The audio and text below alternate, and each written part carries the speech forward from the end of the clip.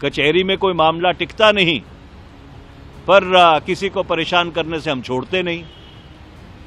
तो इससे लोग परेशान होकर देश छोड़ के चले गए। ये एक रीत बन गई है कि साल में एक बार वित्त मंत्री आएंगी वो या आएंगे और वो देश भर की बातें करेंगे, नीतियों के ऊपर अपना व्याख्यान करेंगे।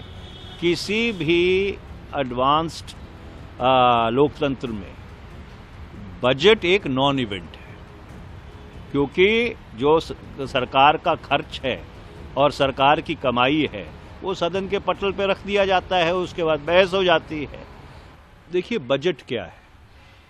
बजट ये है कि आप कितना कमाते हो और कितना खर्चते हो, और क्या आपकी कमाई आपके खर्च से ज्यादा है कि नहीं। अगर आपका खर्च आपकी कमाई से ज्यादा है तो डूबने वाला काम है, और अगर आपकी कमाई आपके खर्च से ज्यादा है तो आप एक विवेक वाले इंसान हैं। तो इसी तरह से मुल्क का बजट भी होता है। पर ये एक अजीब विडंबना है कि ये एक रीत बन गई है कि साल में एक बार वित्त मंत्री आएंगी वो या आएंगे और वो देश भर की बातें करेंगे, नीतियों के ऊपर अपना व्याख्यान करेंगे। किसी भी एडवांस्ड लोकतंत्र में बजट एक नॉन इवेंट है, क्योंकि जो सरकार का खर्च है और सरकार की कमाई है वो सदन के पटल पे रख दिया जाता है, उसके बाद बहस हो जाती है। पर हमारे देश में हमने इसको एक ऐसी रीत बना लिया है, और उसमें कुछ कृपा चलचित्र वालों की भी है कि उनका भी एक इवेंट बन जाता है अपना, उससे टीआरपी कुछ बढ़ती है, कुछ और पैसे आ जाते हैं। तो इसलिए इन चीज़ों के ऊपर दोबारा से पुनर्विचार करने की ज़रूरत है। जैसे राष्ट्रपति का अभिभाषण, अब या अगर आपको राष्ट्रपति का अभिभाषण चाहिए, वो इस मुल्क के सबसे प्राथमिक नागरिक हैं, तो फिर उनको उनकी मन की बात बोलने देना चाहिए कि उनके क्या विचार हैं इस देश और दुनिया के बारे में। अगर वो संसद के और मुल्क के सामने रखें और उसके ऊपर बहस हो तो कोई बात बनती है।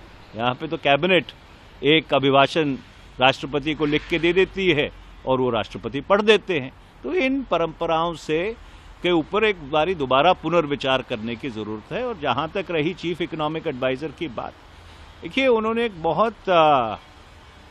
बहुत सटीक टिप्पणी की है। शायद मैं सटीक भी नहीं कहूँगा, उन्होंने एक सीधा प्रहार किया है।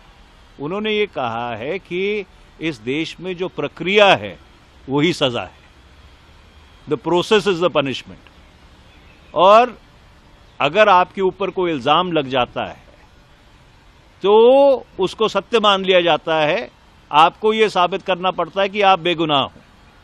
जो कानून के बुनियादी असूल है उनके खिलाफ है कि आप बेगुनाह हो जब तक आपका गुनाह साबित नहीं हो सकता।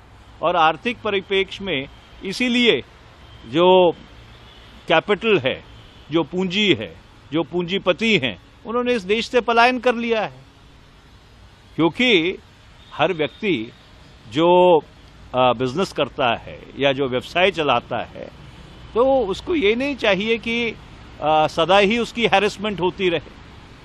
और सरकार की जो एजेंसियां हैं, जिस तरह का उनका रवैया रहा है पिछले 10 वर्ष में कि कचहरी में कोई मामला टिकता नहीं, पर किसी को परेशान करने से हम छोड़ते नहीं।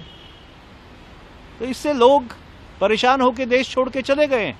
और इसलिए अगर आप फ्लाइट ऑफ कैपिटल का एक स्टेटिस्टिक लें कि पिछले 10 साल में कितना कैपिटल का पलायन हुआ है।